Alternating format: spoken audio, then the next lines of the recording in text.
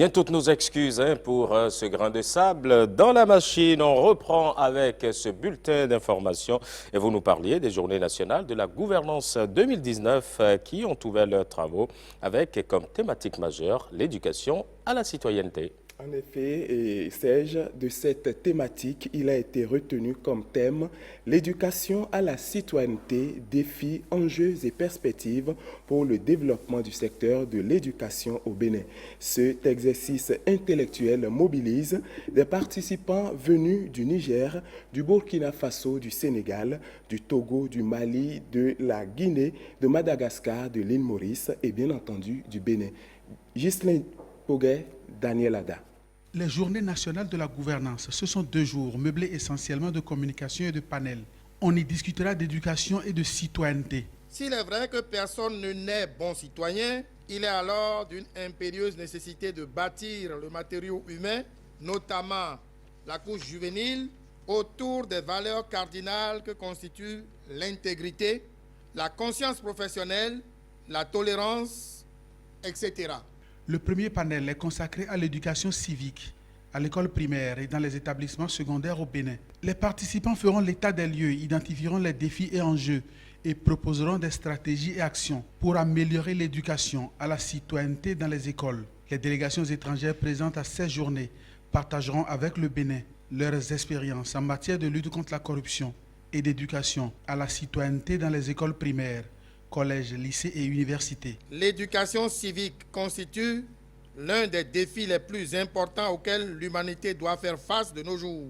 Il s'agit d'un déficit intellectuel, moral et politique dont l'actualité est encore rendue plus brûlante par les bouleversements sociaux, économiques et politiques qui modifient au quotidien la structure mondiale et affectent les États, les peuples et les nations. L'édition de cette année des Journées de la gouvernance, selon les propos des organisateurs, a pour objectif de faire prendre conscience aux décideurs et aux citoyens béninois des défis et enjeux liés à la citoyenneté et de proposer des solutions adéquates.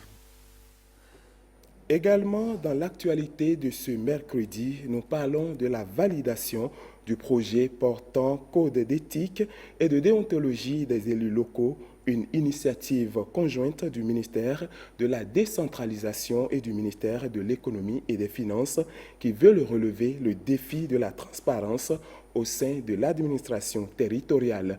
Les détails de l'atelier de validation avec Rebecca Kenjaoundé et Benor Djobé. Le code d'éthique et de déontologie des élus locaux, c'est un outil de référence qui va contribuer à l'amélioration de la qualité de la gouvernance et par ricochet satisfaire aux exigences communautaires dont l'objectif 14 de la directive du 27 mars 2019 portant code de transparence de gestion des finances au sein de l'UOMOA. Depuis 2016, les ressources transférées aux communes sont en nette progression. Mais que valent ces ressources si nos conseils communaux sont des champs par excellence de conflits d'intérêts? Que valent ces ressources si nos populations se sentent étrangères ou ne se reconnaissent pas dans les choix des dépenses réalisées en leur nom?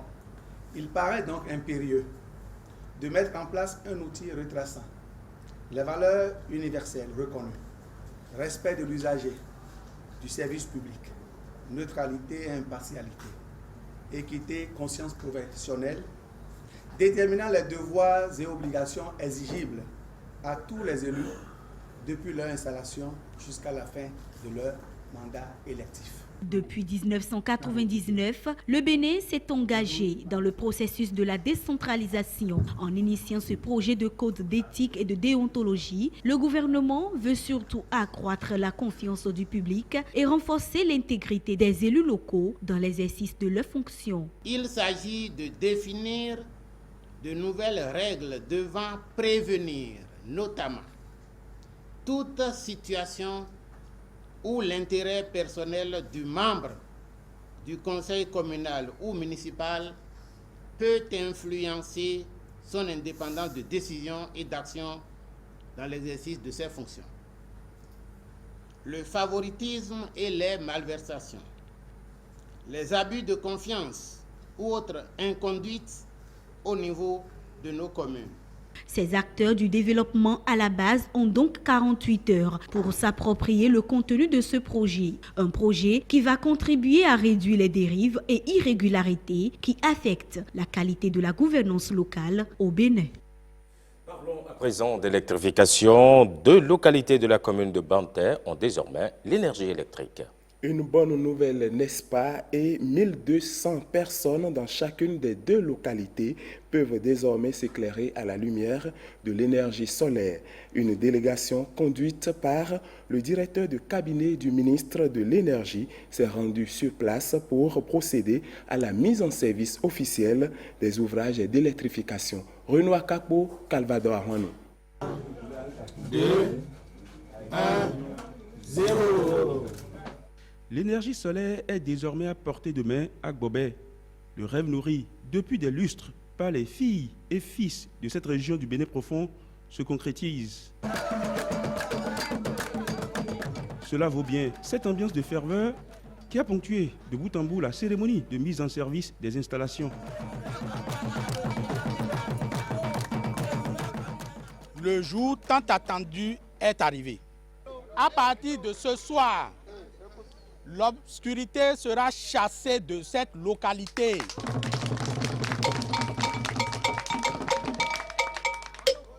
Et tout ceci grâce aux actions du président Patrice Talon.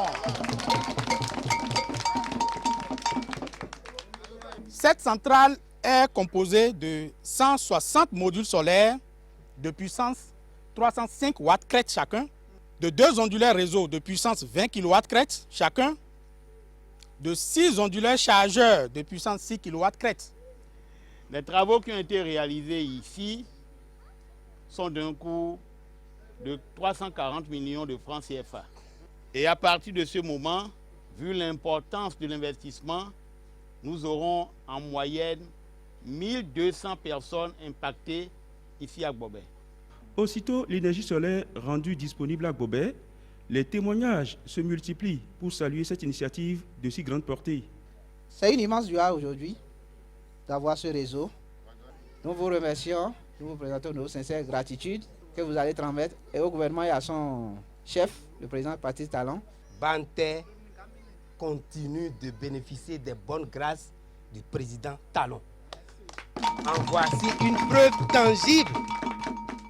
Gbobé, chef-lieu de l'arrondissement éponyme, est cité comme l'un des greniers de la commune de Banter. Mais c'est la croix et la bannière pour fouler cette terre à fort potentiel agricole. Aux difficultés d'accès s'ajoute la cruciale question de l'approvisionnement en eau potable. Au détour d'un poignant plaidoyer, le roi de Gbobé a exprimé les autres attentes de sa communauté.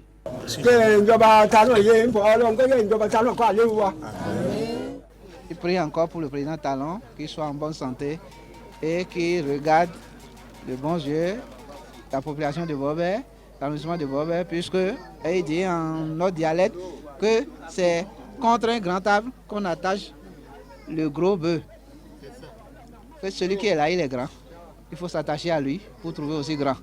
Donc il est attaché, la population est attachée à lui, et que Dieu lui donne la santé, et qu'il reprenne, et que les œuvres qu'il fait ailleurs, qu'on voit, que ces œuvres-là viennent ici aussi, comme ça a commencé aujourd'hui. Seulement que l'eau qu'il boit, il vous montre la qualité. On peut puiser, vous allez voir que c'est bon, mais après, voilà ce que ça donne. Voilà. L'idée d'un château d'eau était en gestation pour étancher de façon saine la soif des populations, mais certaines difficultés persistent.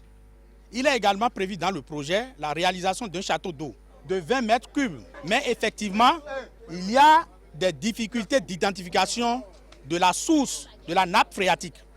Mais les recherches continuent parce que nous avons le droit de donner satisfaction à ce village qui est le grenier de Banter. Ils ont besoin de l'eau potable et nous devons de leur donner. Les recherches vont se poursuivre. L'Ougba est l'ultime étape de ce déplacement marathon à travers la commune de Banter. Ici, l'exercice a été le même. La mise en service conjointement effectuée par le directeur de cabinet du ministre de l'Énergie et le chef de l'arrondissement de l'Ougba a été placée sous l'onction royale. Non, Akime Nanki Ogawa, Patrice Talon, Salut le président. Il ne sait même pas comment vous saluer, que le salut viendra de Dieu. Depuis longtemps, nous sommes assoiffés de la lumière dans notre localité. On appelle, je pense que le jour J est arrivé aujourd'hui. La mise en service de ces infrastructures va induire des retombées tant en matière de sécurité que sur le plan des activités génératrices de revenus à Louba. Du département des collines, prenons la direction du département de l'Ouémé et nous marquons un arrêt dans la capitale du Bénin, Porte-Nouveau, pour parler de l'actualité de l'Assemblée nationale. Une délégation des membres de l'association Dialyse Vie du Bénin a été reçue en audience hier par le président de l'institution. Plus de suivi des malades d'insuffisance rénale par l'État, c'est le plaidoyer de l'association.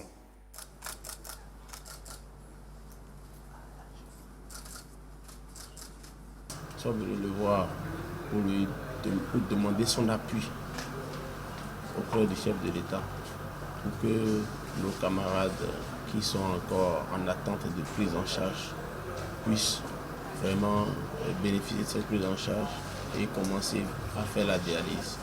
Si sans la prise en charge, les gens meurent simplement. Ce n'est pas bon. Nous souhaiterions que le président de l'Assemblée essaye de faire ce plaidoyer avec nous auprès du chef de l'État pour que la dialyse soit mieux revue dans ce pays. Le président était très attristé parce que, connaissant la maladie, il a été très abattu.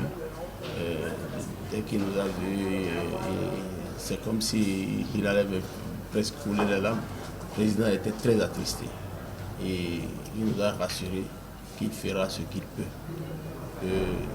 Les forces, c'est-à-dire les compétences de l'Assemblée sont limitées en matière de prise en charge de ces pathologies, surtout en matière de prise de loi. Nous avons souhaité que la légion rénale chronique fasse l'objet d'une loi pour nous permettre d'aller à la transplantation rénale. Parce que sans loi, on ne pourra pas vraiment faire les transplantations rénales, surtout pas des donneurs apparentés. C'est notre souhait et il a accepté de nous accompagner dans ce sens. Je vous emmène à présent dans le Septentrion. Là-bas se déroule l'opération d'insémination artificielle bovine à Gogounou. Gilles Dansou et Edmond Humbo étaient sur le terrain pour suivre le déroulement de l'opération. Voici leur constat. Campagne d'insémination artificielle bovine. Le directeur de l'élevage explique le bien fondé de l'opération. Le gouvernement, au regard des ambitions affichées en ce qui concerne la production de lait et de viande, et face à la contrainte majeure que constitue le faible niveau de productivité de nos races locales, a bien voulu faire recours à l'insémination artificielle. Simplement parce que l'insémination artificielle apparaît comme un puissant outil d'amélioration génétique. À titre d'exemple, lorsque nous récoltons l'éjaculat d'un seul taureau, cela permet d'inséminer 200 à 300 vaches. Et les veaux qui en seront issus vont avoir une capacité de production laitière de 3 à 4 litres de lait par jour, contre 1 litre de lait par vache par jour actuellement. Une opération bien structurée, des démarches scientifiques pour des résultats concluants du laboratoire jusqu'à l'implantation de la semence. On décongèle une paillette, on attend ça se fait dans de l'eau à 36 degrés ou de 36 degrés pendant 30 secondes, 40 secondes. Et puis on retire la paillette, du décongélateur, on nettoie avec du papier buvard. Après quoi, on charge le pistolet. Il y a le pistolet qu'on utilise, on l'appelle aussi seringue, inséminé. On charge la paillette et on coupe. On coupe le bord supérieur. Lorsque vous coupez le bord supérieur, ça veut dire que c'est par là que la semence va sortir et entrer dans la voie génitale de la femelle.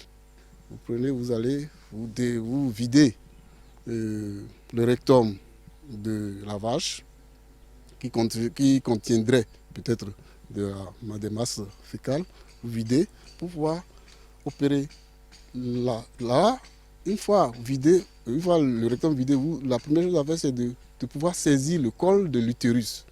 Le col de l'utérus. Si vous ne réussissez pas à saisir le col de l'utérus, c'est que vous allez rester là, après tout le temps, vous ne ferez rien.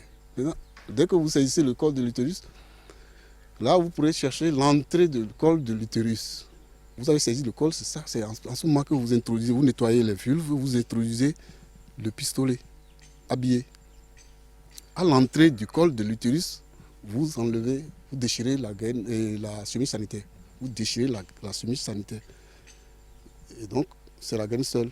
La goutte étant à côté aussi, vous pressez, commencez par presser. Ça va, l'ensemble ira. Maintenant, une fois que vous êtes au niveau de l'entrée, vous devez poursuivre votre chemin. Le col a une certaine longueur. Après l'entrée, il faut faire une certaine longueur d'abord, 6 cm, ça dépend de l'animal, 10 cm, et vous entrez dans l'utérus. Dès que vous sortez du col, juste à l'entrée dans l'utérus, vous pressez. Cette insémination bovine participe à coup sûr à une meilleure rentabilité dans le sous-secteur élevage. Le chapitre béninois de l'Association internationale des femmes juges participe à la campagne des 16 jours d'activisme contre les violences faites aux filles et aux femmes. C'est à travers une conférence publique qui a eu lieu à Alada. Les femmes de cette commune ainsi que celles de Zé, de Tofor ont été sensibilisées sur la défense des droits de la gente féminine. Simon Villon, Estelle Doponou. Des violences à l'égard des filles et des femmes, on n'en parlera jamais assez. C'est pourquoi le chapitre béninois de l'Association internationale des femmes juges a réuni ces femmes pour les sensibiliser sur la thématique mariage précoce et forcé, manifestation et répression.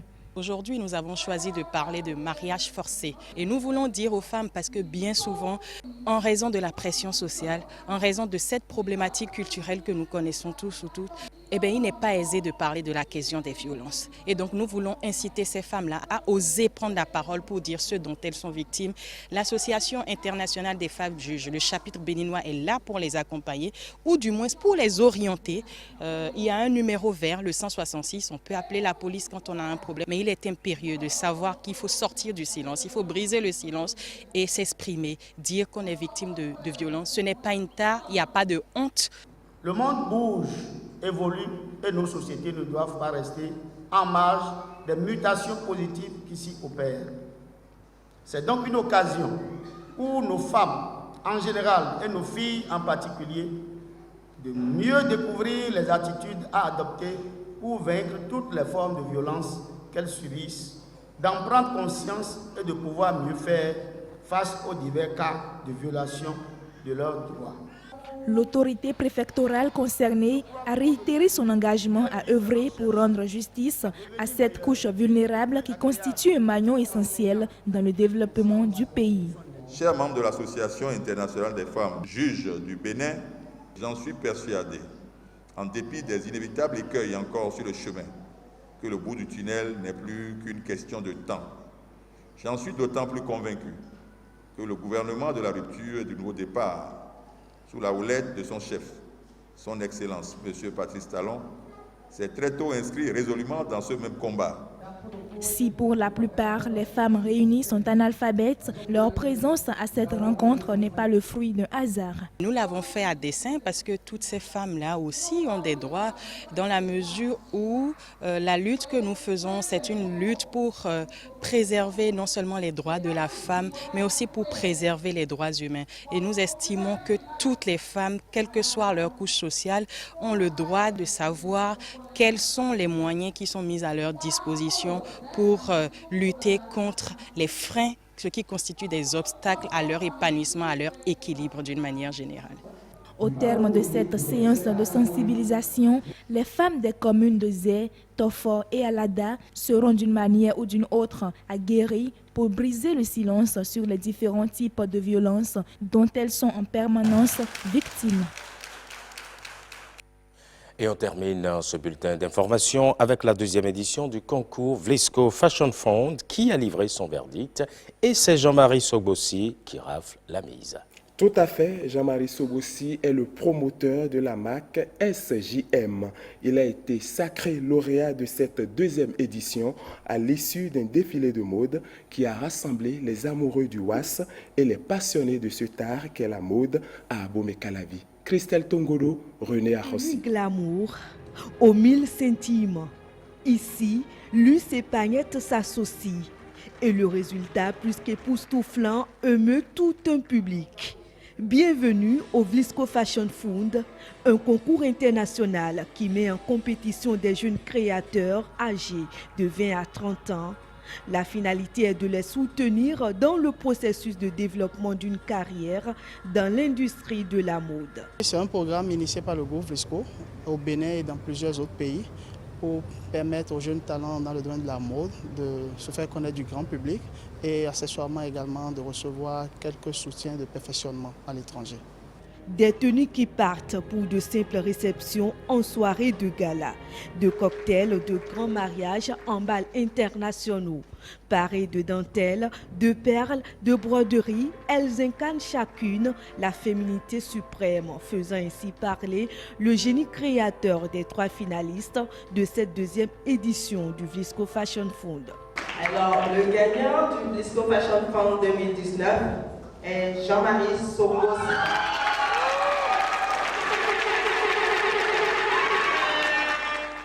Pour sa création, le promoteur de la marque SJM, le finaliste numéro 2, s'est inspiré de la femme qui donne naissance aux jumeaux. Son originalité, son effort et sa détermination ont fait de Jean-Marie Sobossi le vainqueur de l'édition 2019 du Vlisco Fashion Fund.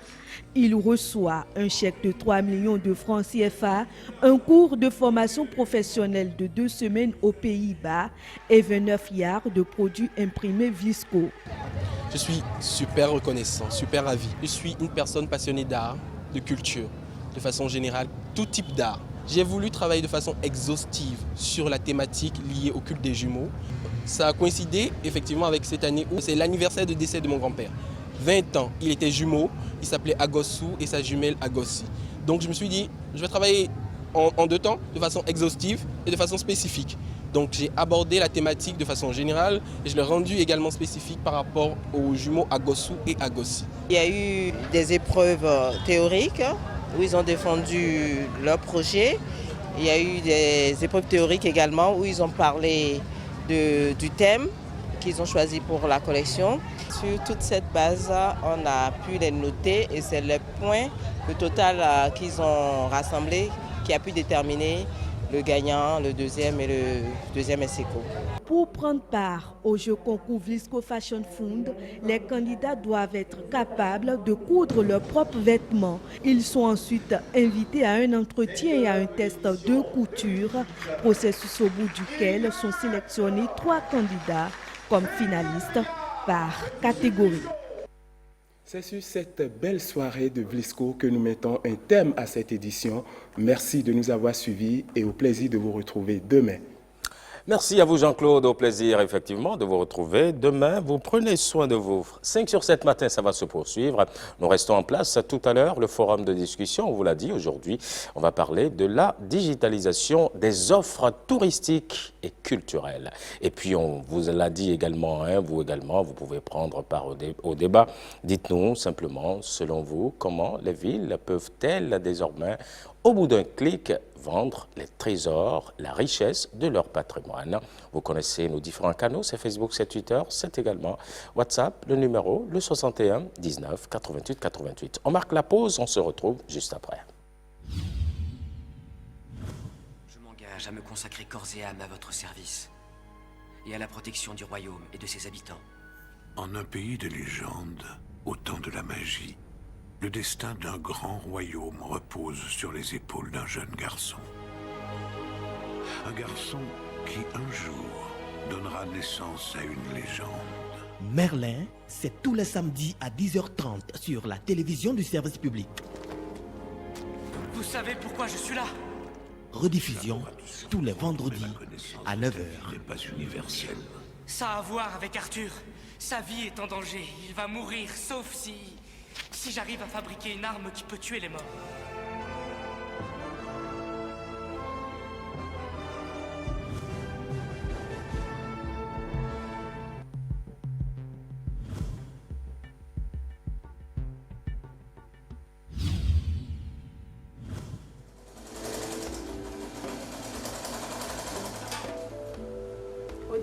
c'était juste pour me faire plaisir, c'était pas pour vendre ni à but lucratif, c'était juste pour me faire plaisir. Ça m'allait tellement bien que maintenant j'avais envie de montrer au monde entier que quelqu'un qui n'a jamais appris la couture quelque part, qui fait un truc du genre. Donc j'ai commencé à mettre ça en statut sur WhatsApp. J'ai créé une page Facebook. Et donc j'ai commencé à mettre mes habits sur la page. Même pas à mettre à vendre, juste pour montrer que j'avais un talent. Et un jour, j'ai reçu un coup de fil. Il s'agissait d'une dame au Canada qui m'appelait et qui me disait qu'elle avait vu des publications de pantalons et qu'elle voulait une douzaine de pantalons pour revendre.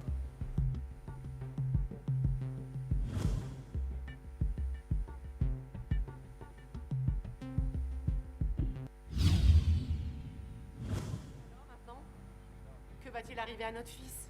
Il a eu de la chance. Le propriétaire du magasin n'a pas voulu porter plainte contre lui. Et comme il est mineur, je voulais ramener directement. Allez, on va en finir avec ça maintenant. Où est-ce que tu as mis ces foutus documents?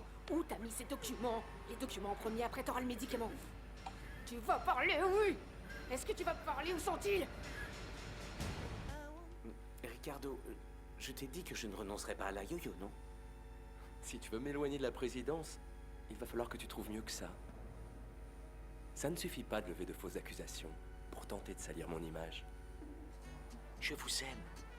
Ce qui est arrivé entre nous était une fantaisie merveilleuse, mais rien d'autre. Je suis une femme mariée, j'ai des enfants, des petits-enfants, une vie stable.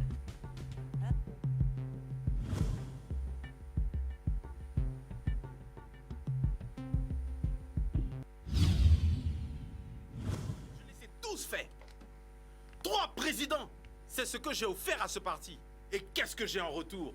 Des réprimandes, des brimades. Parce que j'ai interpellé cette paysanne? Je suis là pour mener un combat noble et équitable. J'exhorte mes proches et mes partisans à en faire tout autant. Eh bien, soyons honnêtes. Quelles sont mes chances de succès après tout ça? Vous allez gagner. Seulement si vous y mettez du cœur. Ça doit venir d'ici. Vous devez vouloir la remporter, vous devez y mettre tout votre cœur, vous devez jouer pour gagner. Fais ce que tu as à faire, tu as du soutien. Autrement... jette l'éponge et arrête de perdre le temps des gens. Parce que cette Miss Beauté, que tu le veuilles ou non, a plus de cran que toi.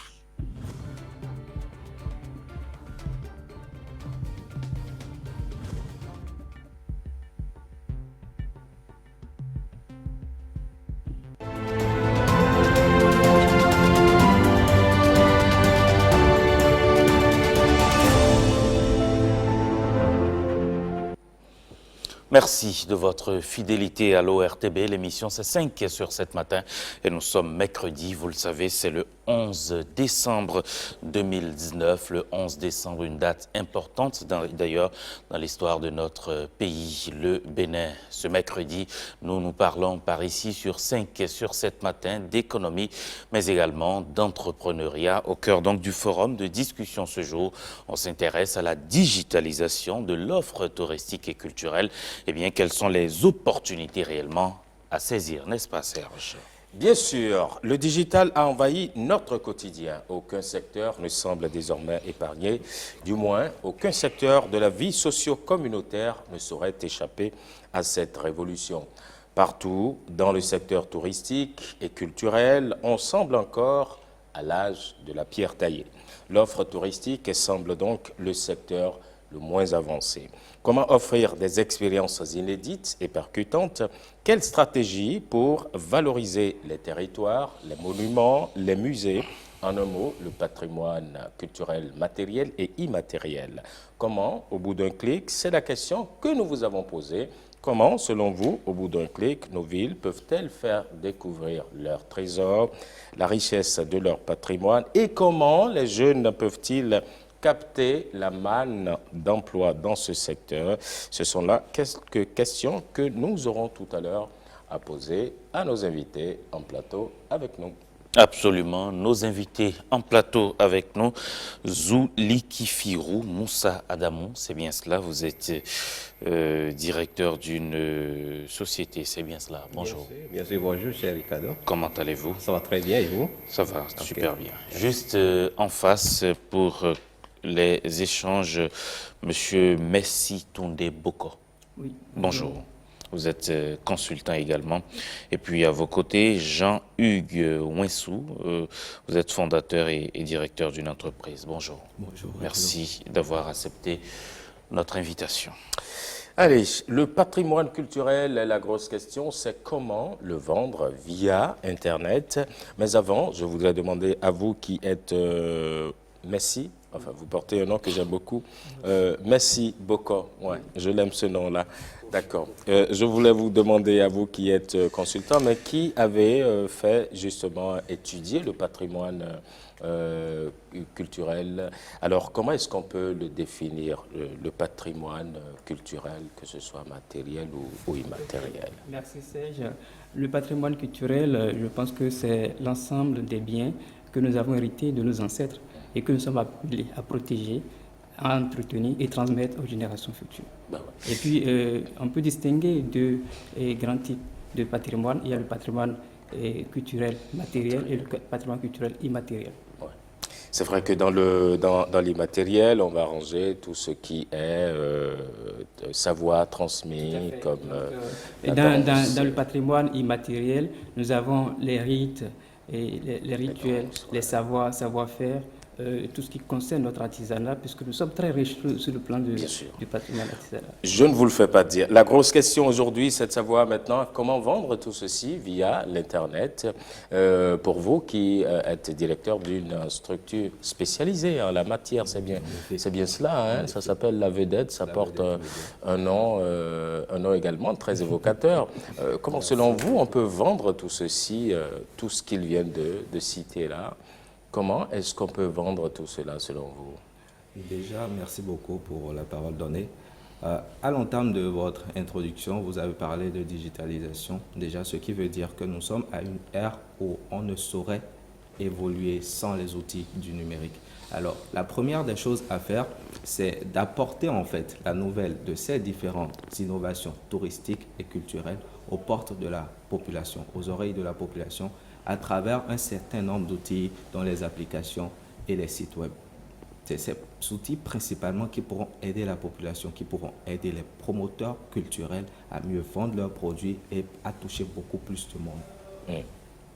C'est vrai qu'à vous entendre, on a l'impression que ça va être facile, mais pour le sociologue, qu'est-ce que tout ceci évoque en vous lorsque l'on parle de patrimoine touristique, de patrimoine culturel et qu'on doit les mettre en lien avec l'évolution aujourd'hui, la révolution numérique, la digitalisation? Ok, merci Serge pour l'invitation et surtout l'importance que vous accordez quand même au développement de notre pays et vous saluez pour tout ce que vous faites ici, tous les matins. Tous les matins. Et puis bon, je voudrais d'abord dire, je suis là, j'ai fait ma formation, je suis sociologue de formation, mais dire aussi que mon intérêt ici, c'est ce que je porte comme projet.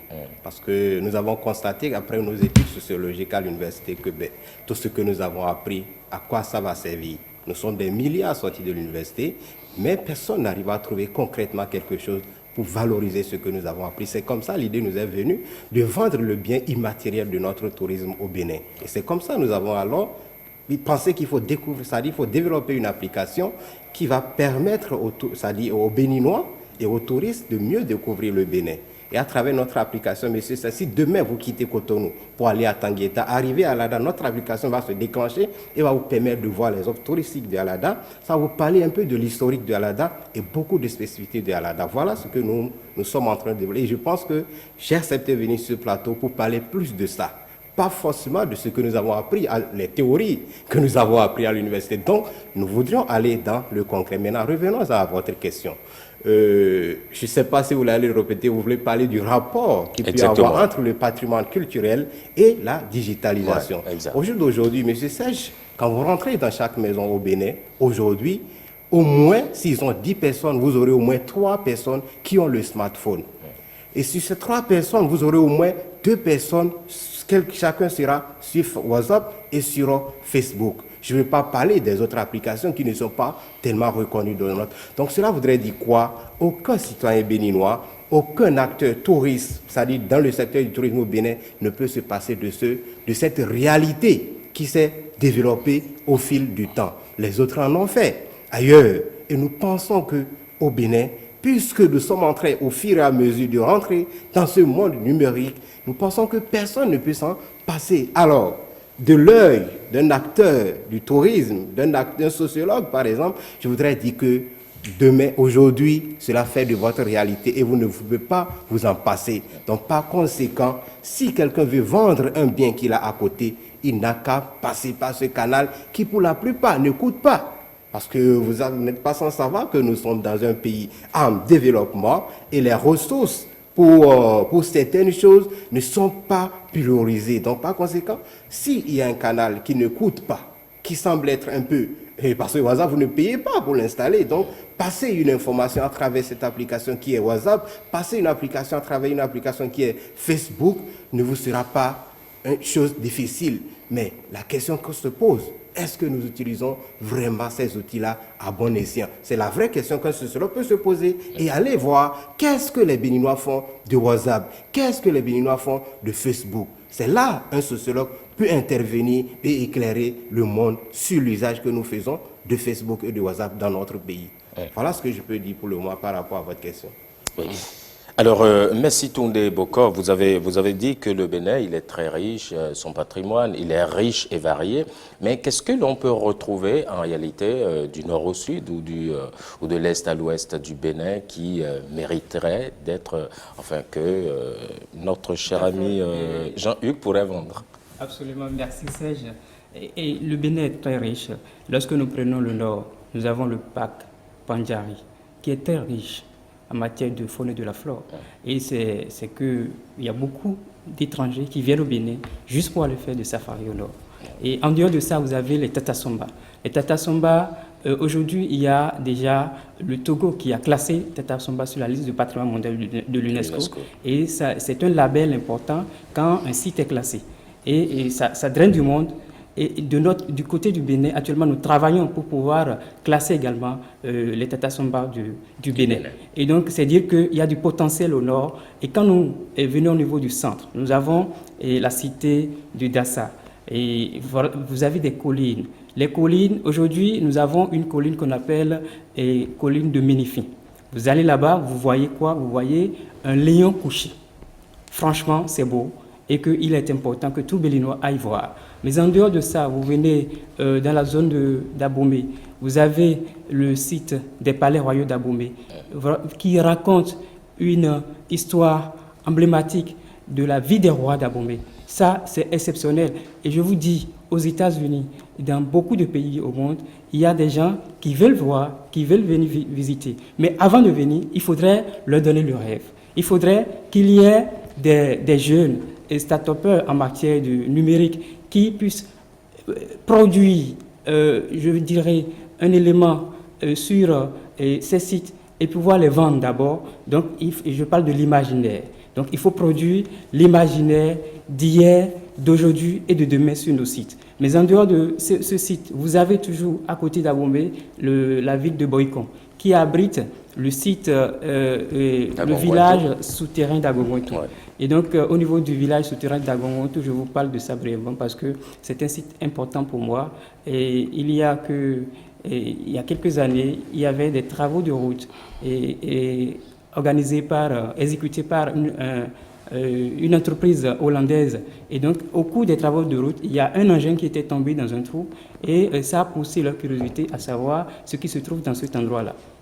Ils avaient fait venir des archéologues qui ont mené une fouille archéologique et cela a révélé près de 1600 maisons souterraines.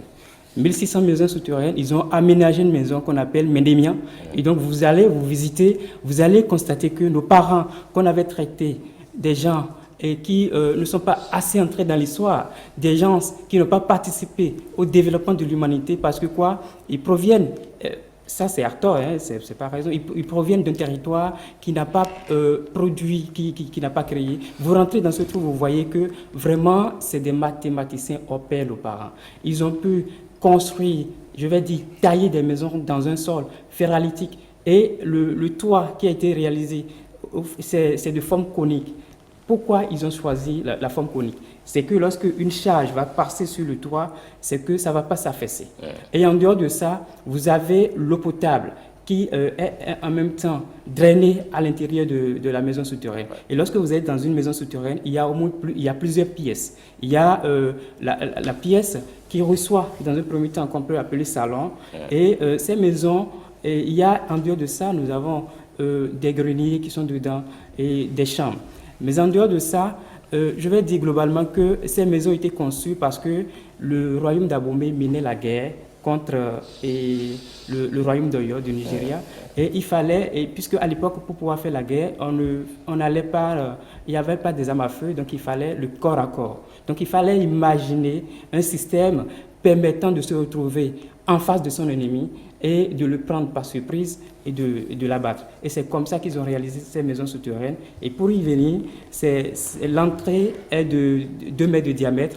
Et vous rentrez, c'est les ténèbres qui vous emballent automatiquement. Et quand les ténèbres vous emballent, l'ennemi qui est dedans... vous êtes cueilli à froid. Vous êtes cueilli à froid, absolument. Et en dehors de ce site, je reviens à Porte-Nouveau. À Porte-Nouveau pour dire que Porte-Nouveau a été présenté comme une ville qui ne présente pas d'atouts touristiques, ou bien que la ville là n'est pas très riche. Ça, c'est très faux. C'est une erreur. C'est une erreur.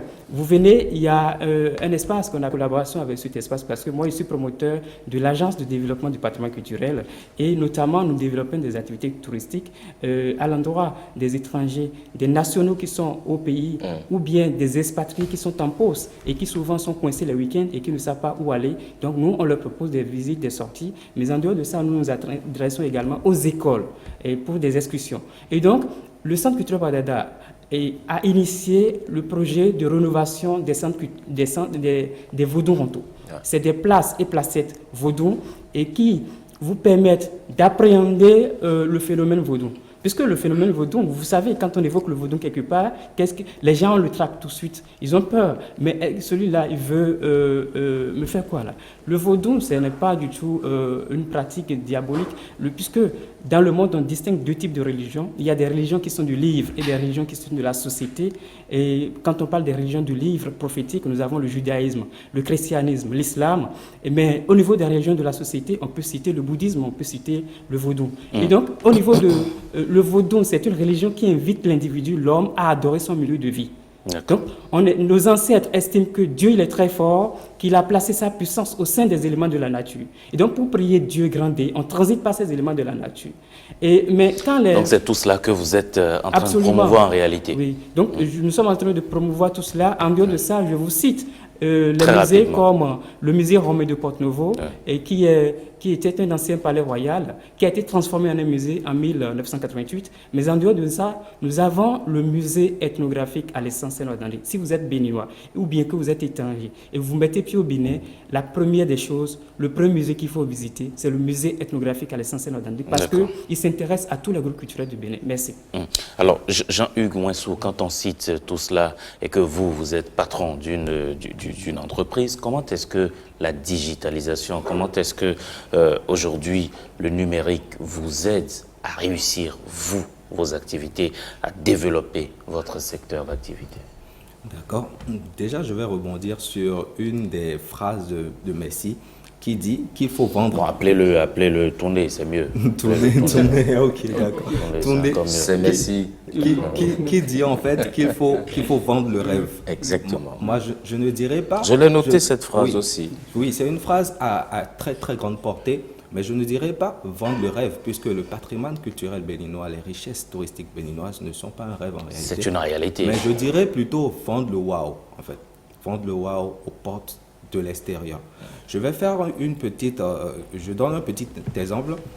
À l'entreprise, nous gérons les canaux web de certains hôtels, par exemple, plusieurs hôtels de la place. Ah bon? Oui, nous gérons les canaux web de plusieurs hôtels de la place, mais il arrive à des touristes, des gens qui viennent d'horizons divers, de la France, de l'Amérique, ainsi de suite, de nous demander, mais qu'est-ce que votre pays nous présente? Et lorsque cette question nous vient, nous sommes obligés d'aller faire des recherches en fait pour leur montrer des photos de quelques sites touristiques béninois. Alors, s'il y avait des applications dans ce sens des applications vendant en fait l'image du Bénin directement sur le web, nous n'aurons qu'à faire ce qu'on appelle en marketing numérique une redirection, c'est-à-dire du canal sur lequel nous avons eu le touriste ou l'internaute touristique vers directement cette application-là pour qu'il puisse voir de façon concrète ce que le Bénin offre en termes de valeur touristique. Alors, Monsieur Serge disait tout à l'heure que ce que j'ai dit en parlant création d'applications, création de sites web a l'air facile, mais ce n'est pas la création seul le problème. Le problème en amont, déjà, il y a un lot de travail qui se fait, c'est-à-dire des stratégies. Et ce n'est que ces stratégies qui permettent au promoteur touristique de vendre son produit. L'application doit contenir quoi?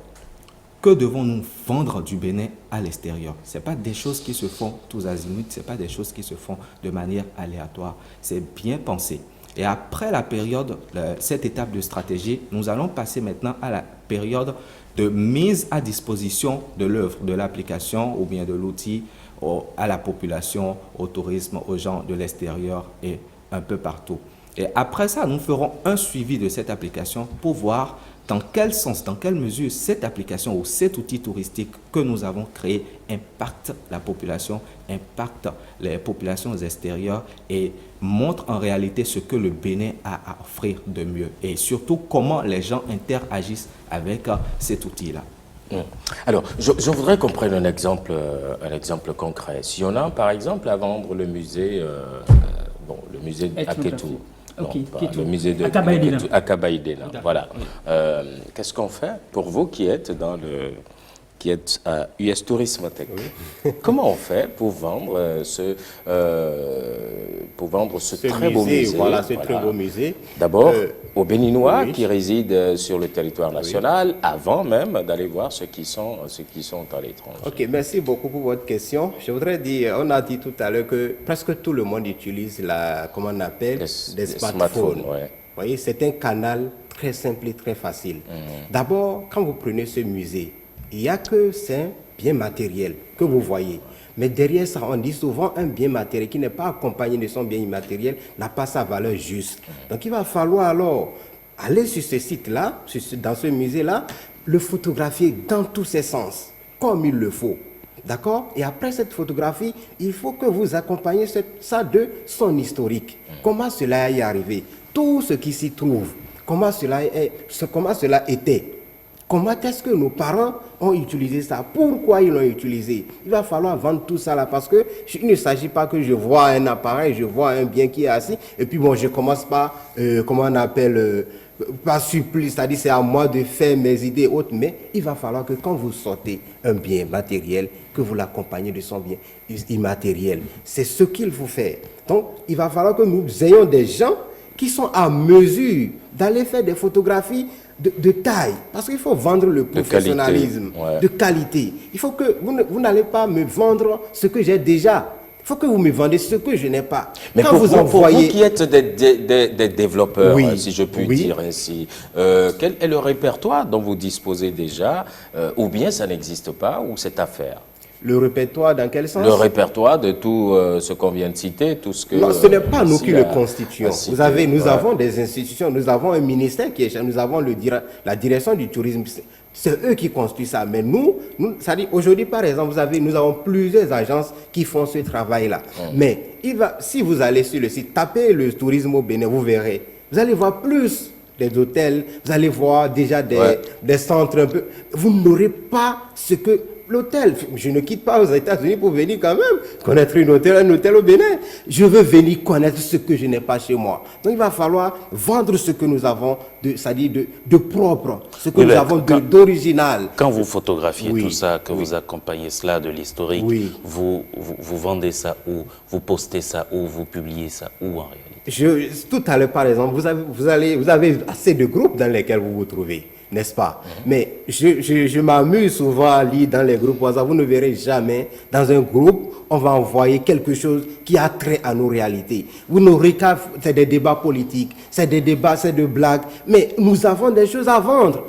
Donc, aujourd'hui, dès que nous finissons de développer, j'ai des amis à qui je peux balancer ça. Mais il y a aussi que quand vous allez sur Google, par exemple, aujourd'hui, quand vous ouvrez vos portables, même sur WhatsApp, vous voyez, on vous envoie des publicités, des applications, même Gozem, vous le voyez, c'est une publicité gratuite, vous le voyez, il y a d'autres que vous voyez, qu'on vous envoie. Il y a ces canaux que nous pouvons utiliser pour pouvoir quand même vendre ce que nous avons de riche, ce que nous avons de patrimoine personnel béninois. Une réaction de Toundé d'abord, et puis on en vient à Jean. Une expression très importante qu'est le répertoire. Et je pourrais dire l'inventaire du patrimoine. Est-ce que cela existe? Quand vous allez à Porto-Novo, en 2003, nous avons réalisé l'inventaire du patrimoine de la ville de Porto-Novo. Et donc on a dénombré plusieurs attraits touristiques. Et il y a beaucoup de bâtiments coloniaux, afro-brésiliens et de type traditionnel qui existent aujourd'hui dans la ville. Quand vous prenez rien que le bâtiment qui abrite aujourd'hui l'Assemblée nationale de Bénin, c'était le palais des gouverneurs. Donc c'est digne d'intérêt pour l'histoire, ça a été répertorié. En dehors de ça, vous avez une maison qu'on appelle Maison Godono-Dosso qui appartient au premier au Béninois qui a mis en place la première brasserie au Bénin. Et donc c'est très important du point de vue de l'histoire. En dehors de ça, il y a le bâtiment qui abrite le musée ethnographe et le musée romain de Porto-Novo. C'est une architecture de terre. Une architecture de terre et ça a été élaboré par des Yoruba. Donc ça c'est très important. Tout ça a été identifié. Mais le problème que nous avons dans le secteur, c'est que nous constatons que les jeunes qui sont dans le secteur du numérique ne nous accompagnent pas. Parce que lorsque nous élaborons tout ça, nous déposons. Ça fait sourire Jean-Hugues. Ils ne nous accompagnent pas parce que nous élaborons, nous déposons. Et il faudrait qu'eux ils viennent pour pouvoir mettre en ligne. Nous ne pouvons pas encore continuer. Ça doit être la suite logique. Donc quand même à Ouida a réalisé également à faire l'inventaire de son patrimoine. Et donc ça existe, le répertoire existe. En tout cas, la direction du tourisme a déjà fait ce travail. Je pense que juste la seule chose qu'il faut faire, c'est d'augmenter d'autres choses. Vous voyez, quand on parle de Ouida, c'est le site de Piton, c'est la porte de non-retour, c'est des trucs déjà connus. Mais au-delà de ça, il y a beaucoup de choses qui sont cachées. C'est de ça, moi, je voudrais quand même... Jean-Hugues, Toundé a dit que les acteurs du numérique ne les accompagnent pas. Ce n'est pas réellement vrai, parce que ça m'étonnerait qu'un promoteur touristique vienne voir une entreprise du numérique pour lui dire mais tiens, nous voulons vendre le pays à l'extérieur et puis cette entreprise numérique refuse de le faire. C'est pas réellement évident. Oui, mais pourquoi est-ce que vous ne vous mettez pas en consortium pour mieux réussir? Alors, c'est pour cela que je voulais parler. Je vais rebondir sur la question de Ricardo tout à l'heure, quand il demandait les canaux par lesquels on pouvait ventiler ces différentes informations-là. D'abord, sans pour autant ressembler à ces personnes-là qui, de loin, vendent même le pays à certaines personnes. Non, pas vraiment. Pas vraiment. On va déjà... si ça permet de... C'est tant mieux. Hein? Déjà, ce qui serait bien, c'est de créer un outil touristique propre au Bénin. Là, avec cet outil touristique, on demande à un étranger, ou plutôt un étranger nous demande, mais qu'est-ce que vous avez à vendre dans notre pays? On l'envoie directement vers cet outil touristique-là. Ça peut être une application ou bien ça peut être un portail web propre au milieu touristique béninois. Alors, aujourd'hui, nous avons ce qu'on appelle la publicité sur les réseaux sociaux, le social media marketing et autres. C'est également un canal par lequel on pourrait ventiler ces différentes informations-là. Nous avons également la publicité par les moteurs de recherche. Et c'est ça, en fait, qu'il faudrait le plus utiliser, la publicité par les moteurs de recherche. Parce que les gens qui viennent de l'extérieur, quand je quitte l'extérieur et puis je viens au Bénin, non, mais c'est depuis là-bas qu'ils le font. Oui. C'est comme si vous devez aller en Argentine aujourd'hui, vous tapez et puis... c'est ce que je voulais dire. C'est depuis là-bas que ça se fait, ce n'est pas arrivé sur le terrain. Justement, c'est ce que je voulais dire. En le faisant depuis là-bas, qu'est-ce qu'on obtient? Justement, c'est parce que le travail n'est pas fait. Normalement, depuis là-bas, il suffit juste de taper tourisme béninois et puis cette personne a un lot d'informations sur le tourisme. C'est vrai que ce lot d'informations, ça existe, hein, mais comme il dit, c'est... Non, pas de façon précise en fait. Ça n'existe pas à combler de façon précise. Pas de façon précise. Pas de façon précise en fait.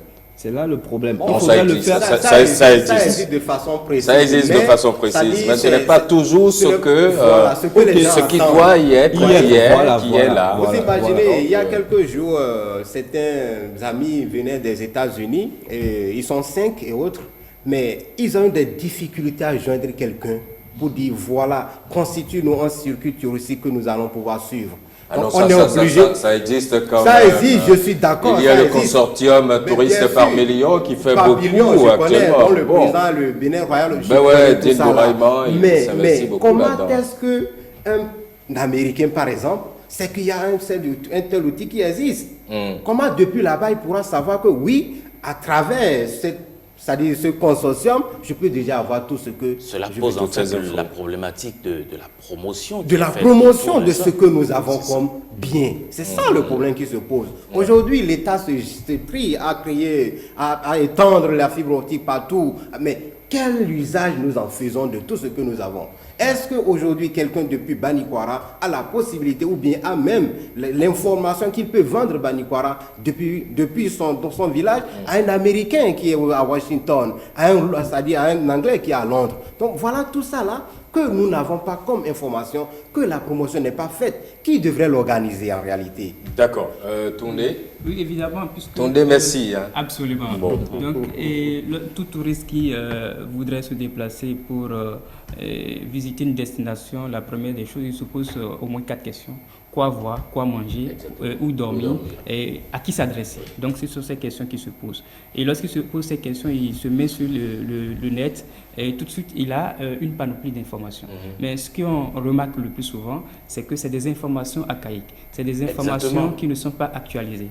Et donc, c'est-à-dire que nous avons des développeurs qui, dans un premier temps, se donnent de la peine pour faire un travail. Après, il n'y a pas le suivi. Il y a un relâchement.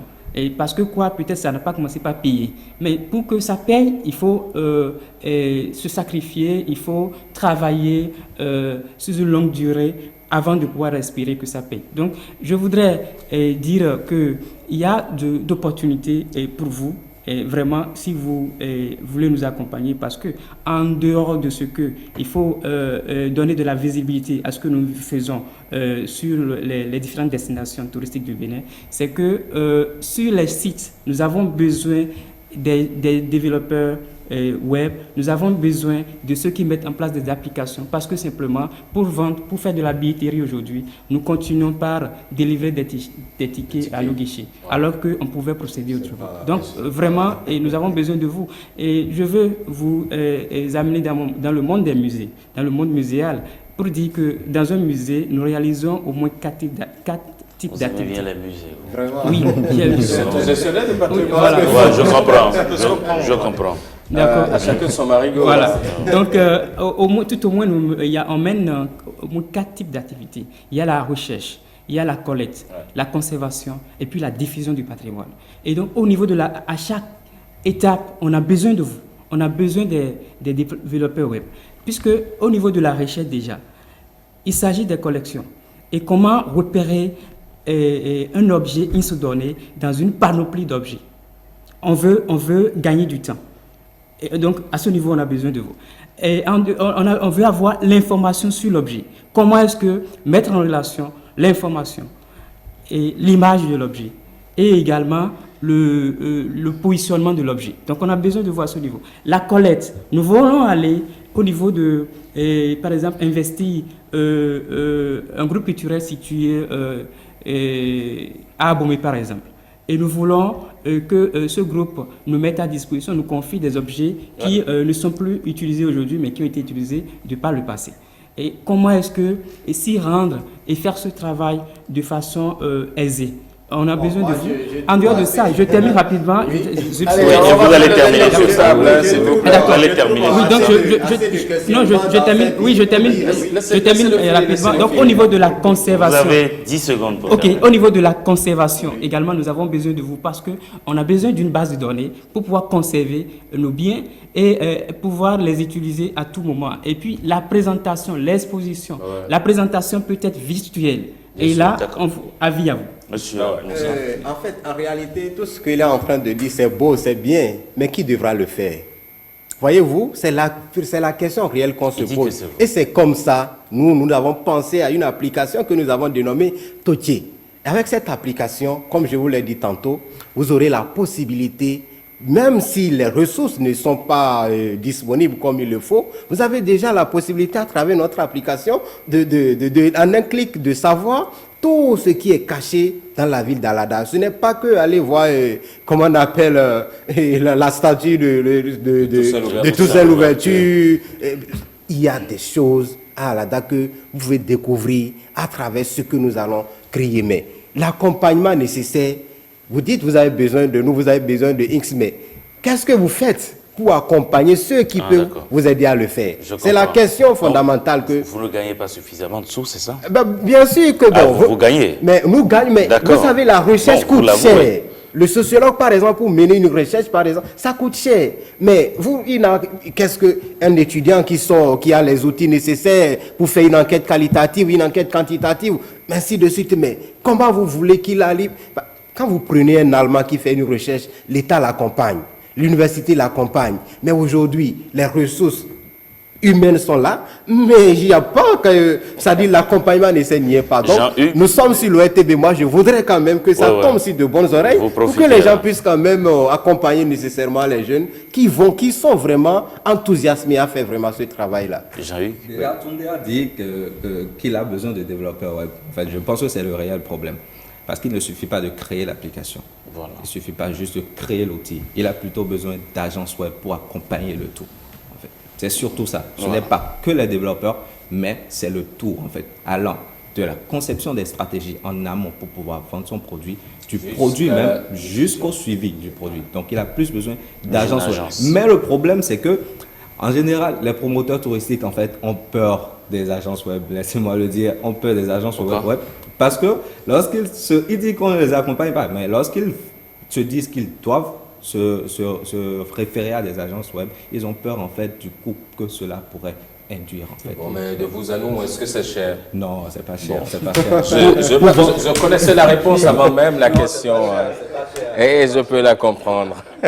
Une chose est certaine, c'est que vous avez besoin les uns des autres, vous êtes tous jeunes, il faut qu'on apprenne désormais à travailler, à se mettre ensemble pour que on puisse faire avancer les choses, de sorte que depuis loin, même au bout du clic, que les gens puissent avoir de façon dressée presque tout le répertoire de notre fonds. Là-dessus, je voudrais préciser que Consortium Pavillon, ils travaillent là-dessus. Ouais. Ils ont fait dans certaines zones, mais comme je le dis, même eux, ils ont un problème de ressources. Donc vous voyez qu'il y a un grand travail à faire parce que le gouvernement aujourd'hui veut faire du secteur du tourisme, c'est-à-dire un levier de développement. Donc il va falloir que tout y accompagne. C'est vrai, il y a des projets comme Challenge Fund, il y a des projets, il y a beaucoup de choses, mais ce n'est pas encore ce que nous voulons. Et surtout, il faut mettre les moyens là où il faut. Il ne faut pas que sous le coup de tête, quelqu'un vous présente quelque chose et puis bon, vous pensez que c'est déjà bon, on lui jette les moyens. Il faut vraiment faire une étude de faisabilité des choses avant quand même d'accompagner les choses. C'est très important que nous précisions sur cette question-là. Zouli Kifirou, merci beaucoup d'être venu. Merci Toundé Boko. Merci à vous, hein. Jean-Hugues Ouensou, merci également à vous et ne changez pas de nom, hein, même si certains ont voulu vous faire changer de prénom. Vous êtes Messi, voilà. Vous êtes Messi tout simplement. On s'en fout des jaloux qui ne veulent pas de notre 6e ballon d'or. Allez, on marque la pause, on vous retrouve la suite de 5 sur 7 matin, c'est tout à l'heure. Dans nos assiettes, Angela revient aujourd'hui sur les boissons énergisantes, juste après le sport. À tout de suite. En réalité, la question du pour ne préoccupe pas l'écrivain à la base. A priori, on ne part pas pour écrire pour. Il y a des gens qui se spécialisent dans les portraits, le paysage, le sport. Et le nu est un genre photographique.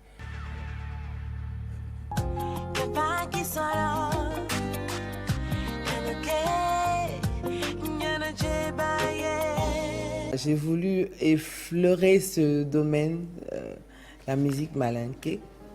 Et voilà, c'est une chanson que j'aime particulièrement parce que elle est très très posée. Elle m'a permis de dépasser un peu mes limites vocalement parlant.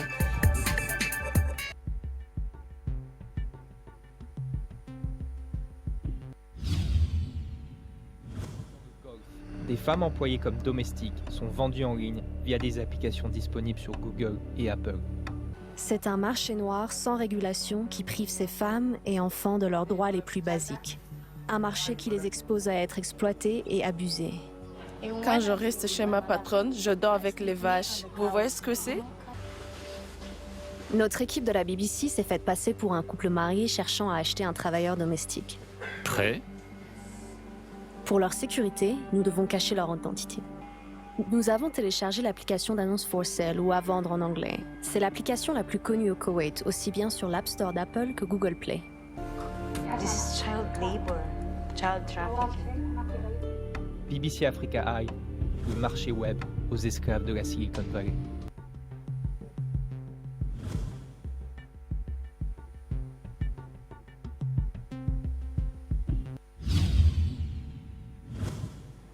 L'histoire se passe au Rwanda, un pays d'Afrique où vivent deux groupes sociaux principaux, les Hutus majoritaires et les Tutsis.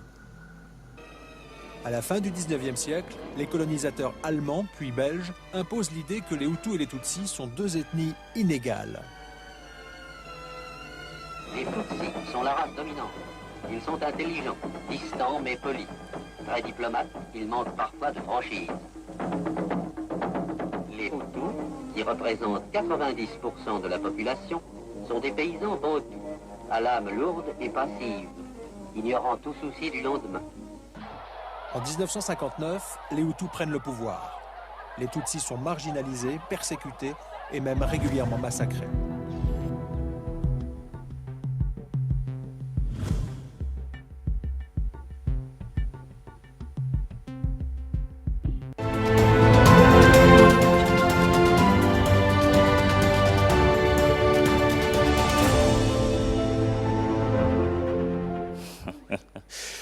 Angela Pedia, avec elle dans nos assiettes aujourd'hui, on parle des boissons énergisantes. Quel risque pour la santé? C'est la question qu'on se pose. Vous le savez, nous sommes à la veille des fêtes de fin d'année et le sujet l'intéresse particulièrement. Bonjour Angela. Ricardo, bonjour. Vous avez l'habitude de prendre des boissons énergisantes, c'est ça? Non, il paraît que c'est pas bon pour la santé. Alors, c'est une question Il est très intelligent. Il a dévié, il a compris que c'était un véritable miroir aux alouettes. Bonjour Serge. Bonjour Je ne saurais pas Angela. vous poser la question parce que vous, je vous connais. Alors pour être dans mes entrailles, disons-le comme ça, Pardon? il y a des choses qu'il ne peut pas faire. Angela. Rendez-vous respecté, mesdames, messieurs. C'est un plaisir de vous rejoindre dans nos assiettes. Bonjour et bienvenue. Alors, ils vous l'ont annoncé, nous parlons ce matin donc de ces boissons qui ont envahi nos réfrigérateurs, les boissons énergisantes dont la cote a énormément monté depuis quelques années au sein de la gente, disons, juvénile. Je dirais que la cote a vraiment monté au niveau des adolescents, au niveau des jeunes adultes, des adultes et même des enfants. Et désormais, donc, les enfants aussi en prennent, c'est presque tout le monde qui prend ça. Quel risque pour la santé, puisque jusqu'en 2008, ce sont des boissons qui étaient interdites, notamment en France. Alors, avant de vous parler des risques pour la santé, il me plaît de faire une nuance entre les boissons énergétiques et les boissons énergisantes. En réalité, c'est deux choses différentes, mais si on y prend garde, on pourrait les confondre. Alors, les boissons énergétiques, c'est souvent des boissons adaptées aux besoins des sportifs. On va les retrouver souvent chez les sportifs, chez les personnes qui ont des professions qui sollicitent beaucoup d'énergie. Donc, dans ces boissons énergétiques, il y a beaucoup plus de sucre. Et on parle souvent de boissons énergétiques, mais également de boissons d'effort, de boissons de récupération. C'est donc pour permettre aux sportifs d'utiliser, d'avoir l'énergie suffisante pour accomplir sa tâche. Et suivant même le type de sport, le sucre qu'on va retrouver dans ces boissons énergétiques va différer, va être différent. Donc, par exemple, si c'est un sportif qui fait des activités qui sollicitent rapidement du sucre, donc il a besoin d'une énergie rapide. On va lui donner du sucre rapide, le glucose par exemple. Maintenant, si c'est un sportif qui fait de l'endurance, les athlètes par exemple, dans leur boisson énergétique, on va par exemple mettre du fructose. Tout ça, c'est juste pour leur permettre d'avoir l'énergie suffisante pour accomplir leurs tâches. Les dockers par exemple, on peut être amené à leur proposer des boissons énergétiques qui sont différentes des boissons énergisantes. Lorsque vous prenez une boisson énergisante, vous avez l'impression d'être fort. Ces boissons-là améliorent, soi-disant, votre performance et donc votre endurance. Donc, c'est ce qu'on nous expose. Enfin, l'industrie agroalimentaire donne ces raisons miroboles, donc ces genres de choses aux jeunes adolescents qui ont notamment envie d'améliorer leur performance sexuelle et du coup, ces personnes-là prennent ces boissons-là. Donc voilà la différence entre une boisson énergétique et une boisson énergisante. Merci beaucoup pour ces précisions, hein, c'est très important. C'est très important. Venons-en maintenant à la question du jour. C'est bien sûr de connaître les risques qui sont liés à la consommation de ces boissons. Pour vous parler des risques liés aux boissons énergisantes, il est important de vous parler de leur contenu. Alors, tout à l'heure, j'ai parlé des boissons énergétiques qui contiennent beaucoup de sucre. Ici, dans les boissons énergisantes, on a non seulement du sucre, donc en très grande quantité, mais également on a de la caféine. La caféine en très grande quantité, puisque en dehors de la caféine primitive qu'on va mettre dans ces boissons énergisantes, on va également mettre des plantes qui contiennent encore de la caféine et d'autres produits. C'est par exemple la taurine qui contient de la caféine, mais également des produits qui vous exposent à une grande excitabilité, à un trouble, à des anomalies au niveau de votre comportement et qui peut même perturber la glande thyroïde. La glande thyroïde étant la plus grosse glande de notre corps qui fabrique donc les hormones qui régulent aussi bien notre vie sexuelle que toutes nos activités humaines. Donc en réalité, la caféine va agir au niveau de ces boissons énergisantes comme un puissant excitant. Donc lorsque vous prenez ça, vous avez l'impression d'être fort, d'être un taureau. Voilà, donc voilà un peu les choses que ça, ce qu'on peut retrouver dans les boissons énergisantes. Non seulement on a le sucre, la caféine, d'autres plantes qui apportent la caféine et d'autres substances, mais également on va y retrouver les sels minéraux, du sodium, du magnésium, tout ça là pour améliorer le cerveau, la qualité du cerveau. On va retrouver aussi les vitamines du complexe B. Ça, on les connaît pour leurs effets neurologiques. Donc, face à la composition de ces boissons énergisantes, on pourrait dire qu'elles nous exposent déjà à la prise de poids, puisque au niveau du sucre que ça contient, vous voyez, la caféine, elle est amère, donc on va mettre beaucoup plus de sucre, jusqu'à 12 morceaux de sucre dans une boisson énergisante. Et ça vous expose évidemment à la prise de poids. On l'a vu sur ce plateau, le sucre, ça vous expose à la prise de poids. Donc, il y a d'abord la prise de poids lorsque vous en consommez beaucoup. Malheureusement, ça crée une certaine addiction. Donc, dès que vous avez commencé à en prendre, vous avez du mal à vous en défaire. Détacher. Donc, du coup, vous allez forcément en prendre beaucoup et vous allez être, disons, exposé à la prise de poids. La caféine qui est dedans, c'est ça qui crée cette dépendance-là.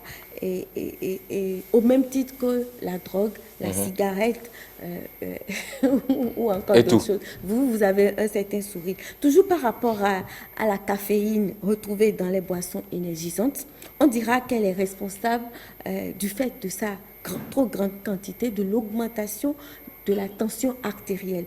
Et vous sentez votre cœur battre, donc ça détruit la fonction cardiaque, puisque normalement, on respire là et le cœur est en train de travailler. Vous ne sentez pas votre cœur battre. On parle de palpitation. Donc, ça va vous donner une certaine palpitation. Un excès de caféine provoque des troubles de l'humeur, des troubles du comportement qui vont s'exprimer par une forte irritabilité, de l'insomnie, la nervosité, une certaine agitation, particulièrement le tube digestif aussi sera atteint, puisque ça va créer des irritations au niveau de l'estomac. Et puis l'excès de caféine va provoquer des désagréments au niveau de votre concentration. Donc les sportifs, quand on leur dit que ces boissons énergisantes vont leur permettre d'avoir une plus grande performance, c'est très faux, puisque vous n'avez plus de l'attention. Et vous savez, pour ces sports de haut niveau, il faut quand même une certaine concentration. Lorsque vous devez boxer, faire de la boxe, par exemple, quand vous n'êtes pas concentré, vous n'y arrivez pas. Or, ça provoque de ces désagréments. Et le pire, parce que je vois souvent les gens faire des cocktails, on prend la bière, on met des boissons énergisantes dedans. C'est très très grave, parce que plus vous consommez les boissons énergisantes, plus vous consommez d'alcool, puisque la boisson énergisante masque les effets de l'ivresse de l'alcool. Donc vous avez l'impression d'être fort, donc vous continuez, et non seulement vous connaissez les effets de l'alcool, la caféine va s'ajouter, vous provoquez une grande intoxication. Donc voilà un peu il paraît même pour la santé. Il paraît qu'une seule canette de ces boissons apporte l'équivalent de 3 tasses de café. Oui, 3 tasses pur. Expresso. Et l'OMS donc recommande d'ailleurs à peu près 400. Attendez, 400. Oui, mais ça dépend de la dose. Ça dépend de la dose. Ce que je n'ai pas su vous dire, c'est que la caféine, ça va se retrouver dans d'autres aliments que vous prenez dans la journée. Dans la journée. Et donc l'OMS recommande à peu près 400 mg par jour.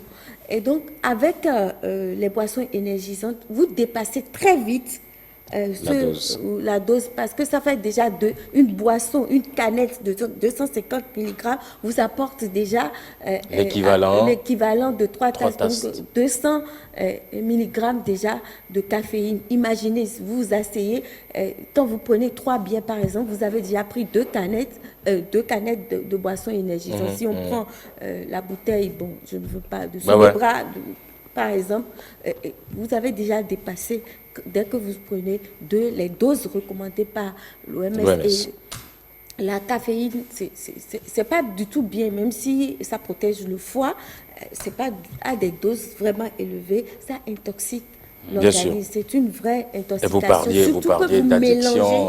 Oui, il y a une certaine addiction, dépendance, et vous consommez. Mais il y a un téléspectateur qui dit par exemple que quand on le prend une fois en passant, c'est pas interdit. Alors, nous sommes tous libres de faire nos choix. Mais face à ce que je viens de vous dire, je pense que vous aurez un choix beaucoup plus éclairé. Et si vous voulez, moi, mon conseil, je vous dirais que ces boissons énergisantes devraient vraiment être prises de façon modérée et à titre exceptionnel, occasionnel, pour même les adultes qui se portent bien, qui ont une bonne santé, apparente en plus. Et donc, pour les personnes, disons une femme enceinte, un adolescent, un enfant, moi je dirais carrément non. Ces boissons énergisantes sont toxiques, sont mauvaises pour les enfants. Et c'est proscrit. Les jeunes, les adolescents. Enfin, je ne veux pas avoir des problèmes avec les... Non, le choix est libre. Le choix est libre. Mais il faut juste connaître. Et en plus, toutes les personnes qui sont enclines déjà aux troubles de l'anxiété, moi par exemple, vous le dites souvent, je change d'humeur au quart de tour. À force de prendre ces boissons énergisantes, je suis exposée parce que j'ai déjà des troubles peut-être d'humeur avec ça, ça va être beaucoup plus grave. Donc, vous voyez par exemple les femmes qui vont vers la ménopause, elles ont déjà des troubles de l'humeur, des troubles, des bouffées de chaleur, des troubles d'anxiété. Donc, si vous ajoutez ces boissons énergisantes en croyant que ça va vous donner une certaine force, et là, vous vous rendez encore plus malade. Ouais, les gens qui souffrent de l'hypertension artérielle et qui sont déjà exposés aux maladies cardiovasculaires, un diabétique par exemple qui se permet de prendre ces boissons-là, il se tue. Donc, j'ai l'habitude de vous dire que le développement ne va pas avec notre santé. C'est la courbe du développement, c'est comme ça, mais la santé, plus les aliments ils sont raffinés, moins ils sont bons pour la santé, plus vous gâtez votre santé. Donc si vous prenez de l'alcool, prenez l'alcool, mais sans un mélange avec boisson énergétique. Encore que même l'alcool, c'est à des degrés qu'on connaît. Oui, parce que dès que vous commencez à avoir un peu d'euphorie, c'est pas bon pour la santé. C'est grave. Oui, et surtout ceux qui pensent qu'en prenant ça, on est fort. C'est l'effet placebo. Ce n'est qu'un... On n'est jamais fort. C'est du leurre. Prenez de l'eau. Ils pensent qu'en prenant ça, ils vont améliorer leur performance sexuelle. Mais quand vous prenez de l'alcool, c'est vrai, ça détend vos nerfs, mais c'est la femme qui a beaucoup plus besoin de détendre ses nerfs. Mais vous, les hommes, ils dorment et ils ronflent en plus. Allez, c'est terminé. Angela, merci beaucoup. Allez, à demain. On va poursuivre avec la page des sports. C'est Bruno Soilé qui présente Sport Matin de ce mercredi.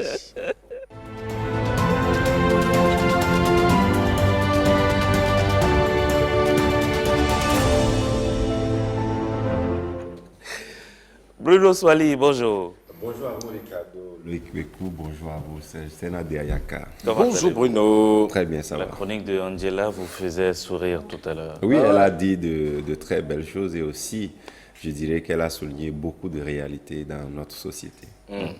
J'espère que vous n'en êtes pas addict. Non, pas du tout. Et vous ne dormez pas? Ouais, c'est vrai. Non, c'est sûr qu'après le premier, on dort. Enfin, pour avoir un homme en forme, après le premier, il dort. Angela. Il ronfle juste un peu. Ah, juste un peu, hein. Maintenant, quand il est chatouillé, après, ça pourrait revenir. Dormez tout le temps. Voilà.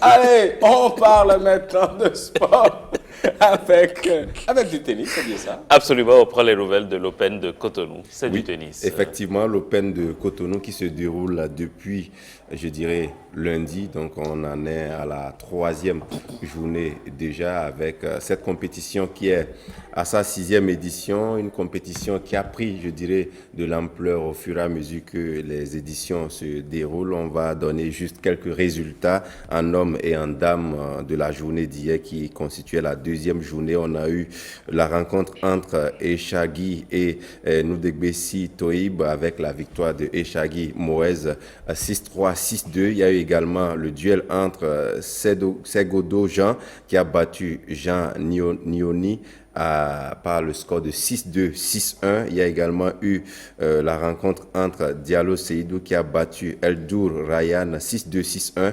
Ncha Vince a battu Aziadapou Haïté 6-0, 6-3 et Mono Sylvestre qui est, je dirais, un grand nom du tennis béninois qui a battu Ducé Stanislas 6-2, 6-2. On va prendre quelques résultats chez les dames également, Ricardo, avec Talaki Valentine qui a battu Hongbo Frida 6-3, 6-2. Noudegbessi Rodia qui a battu Krouri Bruna 6-2, 6-3. Lassisi Bissola qui a battu Sia Dorine sur le score de 6-1, 6-3. Et Derman Shakira qui a battu Di Djongu Véronique 6-3, 7-6. Voilà un peu les résultats donc des rencontres qui se sont déroulées hier dans le cadre de la 6e édition de l'Open de Cotonou qui continue aujourd'hui. On en a quand même pour pas mal de temps. Autre information ce matin, Bruno Swali, vous nous amenez à la découverte d'un footballeur tanzanien. Oui, si l'Argentine a Lionel Messi, si le Brésil a Neymar, si le Bénin a Stéphane Sessayonsi. Si vous ne parlez pas de Portugal, là on est mort sur ce plateau. Hein. Je coupe la part des sports automatique. D'accord, j'évite. Si la France a Kylian Mbappé et autres, il faut dire que la Tanzanie a également Mbwana Ali, que le Portugal, Samantha. il a quelqu'un. Le Portugal n'a pas Cristiano, vous ne savez pas? Bon, vous m'avez dit d'éviter, j'évite. Il faut dire ça. Le Portugal a Voilà. Cristiano Très Ronaldo, bien. Le CR7, le King. Voilà, merci. Très bien. Donc, la Tanzanie a également Mbwana Ali Samantha, un footballeur de 26 ans qui est, je dirais, qui porte le football tanzanien sur ses épaules aujourd'hui. C'est vrai, il a 26 ans, mais ce qu'il fait est déjà énorme. Et au pays, on ne jure que par lui quand on parle de football. On ira à sa découverte. Mais ce que beaucoup de Tanzaniens retiennent de lui, c'est son humilité malgré sa réussite. Oui, parce qu'il passe toujours ses congés au pays. Il évite d'aller sur les îles comme d'autres footballeurs s'offrent le plaisir, bien qu'il ait les moyens de le faire, mais il préfère toujours rentrer au pays. Et ça, c'est quelque chose que tout le peuple tanzanien lui reconnaît. On va suivre l'élément pour voir ce que les Tanzaniens pensent de lui. Pour moi, Mbwana Samata est le meilleur joueur d'Afrique. C'est un jeune homme très poli, il ne se dispute jamais avec personne. C'est le Tanzanien qui a mis notre pays sur la carte du monde. Et ça, c'est super. Bienvenue à Mangala, d'où vient l'attaquant et capitaine de l'équipe tanzanienne de football Mbwana Ali Samata. Sa réussite a fait de lui la fierté de tout le pays.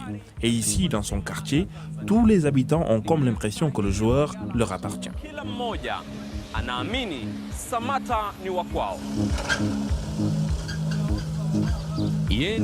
Son nom est sur toutes les lèvres, pas seulement pour les habitants. Son père doit raconter l'histoire de son fils presque tous les jours. C'est sur ce terrain que mon fils Mbwana Ali Samata a lancé sa carrière avant d'être découvert par le club local Mangala Market FC. Puis il a rejoint African Lion en première division, puis Simba, puis le TP Mazembe au Congo, et de Mazembe il est allé à Genk. Quand il était jeune, dès qu'il entrait sur le terrain, il enlevait toujours ses chaussures pour les utiliser comme poteau de but. Mais à la fin du match, il les oubliait et elles étaient volées. Et le petit revenait à la maison sans chaussures. Nous avons dû continuellement lui acheter de nouvelles chaussures. Tout ça à cause de son amour pour le football.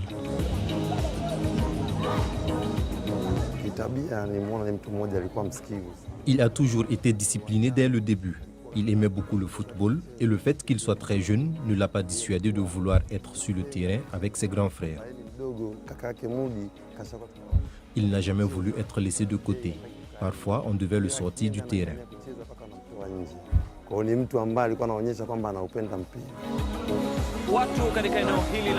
Tout le monde ici à Mangala est très affairé dans le secteur informel. Mais la mention du nom de Samata évoque un mélange de souvenirs et d'espoir pour l'avenir.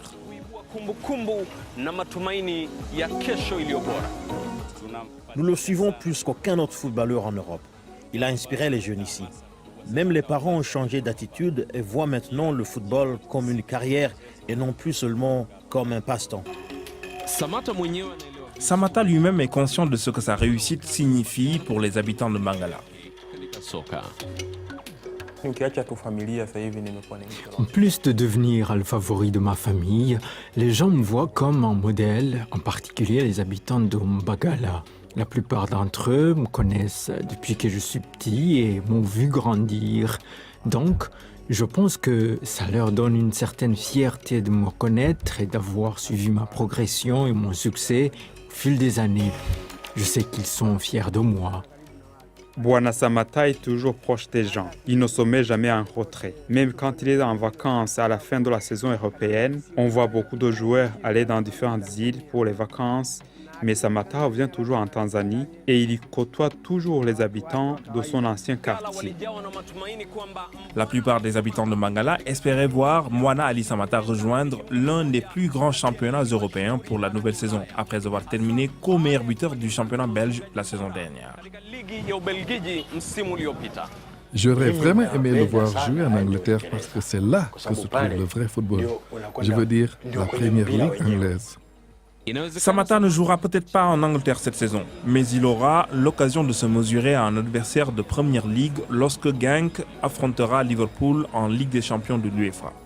Qu'il brille ou non, ici, il restera toujours l'étoile de Mangala. Merci. Donc voilà, c'était donc ce footballeur. Ce qu'on peut retenir là, c'est de ne pas changer. Qu'il garde son humilité comme Cristiano de ne pas Ronaldo. changer. Qui il en aura besoin pour réussir Ça, je sa n'aime pas entendre carrière. ce nom. Hein. Il en aura suffisamment besoin Vous pour pouvez réussir oser sa dire carrière. ça, qu'il garde son humilité comme qui Bon, Qu'il garde son humilité comme Cristiano Ronaldo. Admettons. C'est De important. toutes les façons, le Messi demeure le Messi. Hein. C'est évident, là. Bon, ça peut se comprendre. Bon, on ne parle pas de Messi. Il est le Messi. Autre, bon, Bruno Parlez-moi de lui. merci. Il est le Messi. Vous passez une excellente journée. Merci, on se retrouve demain. Merci On se Bruno, retrouve demain. portez-vous bien. On va terminer 5 sur 7 matin de ce mercredi avec la revue de presse présentée par Bill Aguiar. C'est tout de suite. Il n'y a pas de... On vous annonce sans transition. Sans transition. Je vois que vous êtes déjà là. Bonjour Serge, bonjour Ricardo. Bonjour, William Aguiar. Allez, réforme dans le système éducatif béninois. Le gouvernement sollicite, vous le dites, les cabinets de placement. Oui, le quotidien Le Progrès publie l'information à la page 3 de son journal, le communiqué d'ailleurs du gouvernement qui sollicite l'appel à candidature de cabinets pour la mise à disposition et la gestion d'une partie du personnel enseignant non agent permanent de l'État. C'est dans la perspective d'une année scolaire 2020-2021 réussie, précise le journal, qui ajoute que l'une des raisons n'est pas capable de faire face à la masse salariale qui découlerait du recrutement direct des encadreurs. La même raison est évoquée dans les colonnes du quotidien La Priorité qui relève qu'en l'état actuel des choses, le gouvernement ne peut recruter directement autant de monde à la fois au risque d'exploser le ratio communautaire qui voudrait que les salaires ne coûtent pas plus de 35% de la richesse nationale. En recourant donc au privé souligne Soleil Levant, le gouvernement entend respecter ces normes communautaires pour ne pas violer les textes de la République et des conventions internationales, loin d'être donc une privatisation de l'enseignement, comme le stipulent certains commentaires. Cette mesure permet à garantir, selon mon confrère, la disponibilité de l'enseignant sur toute l'étendue du territoire national. Il ne s'agit donc pas non plus de précariser l'emploi, mais au contraire de le promouvoir, qu'avec les agences de placement, les conditions pourraient encore être plus intéressantes, souligne pour sa part Jack Pata, qui voit d'ailleurs une belle projection du président Patrice Talon. Une solution pour l'école retient pour sa part Moïse Dossou, Monde de Fraternité. Une solution miracle, puisque le constat de la faillite du secteur public est partant. Le privé est appelé à la rescousse.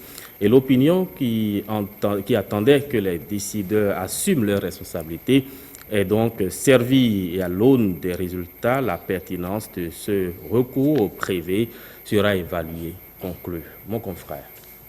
Merci William Aguiar. C'est moi. Passez une excellente journée. Merci. On vous retrouve demain. Demain. Demain et vendredi, je suis là. D'accord. Ah, demain et vendredi, vous êtes là? Oui, je suis là. Bon, d'accord, ça nous rassure là. Et pourquoi pas jeudi? Ah ouais, demain jeudi. Demain jeudi. Tu veux jeudi, c'est vendredi. Je me croyais à lundi. Ah non. Ça peut se comprendre, hein? Oui, ça peut se comprendre. Vu que c'est congé. Ouais.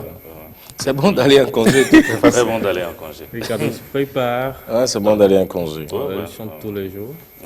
On verra bien. Mais ça se sent, elle est un peu fatiguée aussi. Hein. Ah, c'est vous qui dites à sa place qu'il est fatigué. Ah, vous êtes son médecin. En tout cas. C'est vous son médecin traitant. À vue d'œil, moi, ça se sent. Ah non, on ne savait pas que à vue d'œil, on pouvait savoir. Moi, je ne savais pas. Ah bon, vous ne le saviez pas? Je ne savais pas. Ah, bon, d'accord. Ok, d'accord. Non, mais il y a quelqu'un qui a écrit quelque part que ce qui fatigue beaucoup plus les hommes, c'est quand ils n'ont pas l'argent. Ça n'a rien à voir avec la maladie. Hein. Surtout que nous sommes et vous allez constater, quand vous avez l'argent, vous n'avez pas faim, vous n'avez pas rien, tout va bien. Bon, juste qu'on a l'argent. Mais comment est-ce que ça peut se comprendre subitement quand on manque d'argent, on a faim? Soucieux. Ouais. Et on a faim surtout. On a faim, on a envie de manger de très beaux plats. Ouais. Et puis bon, allez, c'est terminé pour aujourd'hui. Merci à toutes et à tous d'avoir été là. On se retrouve demain, toujours avec le même plaisir et le même bon sourire. À demain, 5 sur 7.